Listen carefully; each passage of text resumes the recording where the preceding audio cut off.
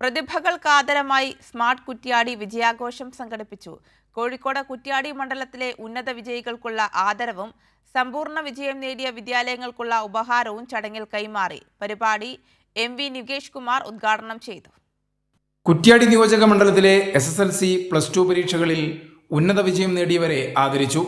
സമ്പൂർണ്ണ വിജയം നേടിയ വിദ്യാലയങ്ങൾക്കുള്ള അനുമോദനവും വടകര ടൗൺ ഹാളിൽ നടന്നു.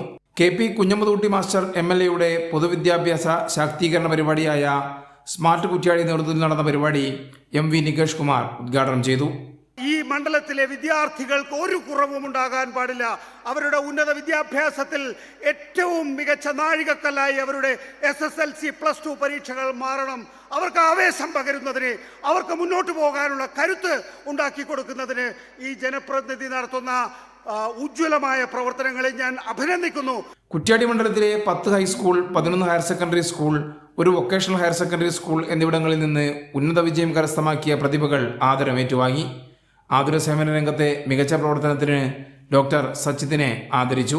KP കുഞ്ഞമ്മദ് മാസ്റ്റർ MLA അധ്യക്ഷത വഹിച്ച ചടങ്ങിൽ വടകര നഗരസഭാ ചെയർപേഴ്സൺ KP ബിന്ദു സുവനീർ പുറത്തിറക്കി.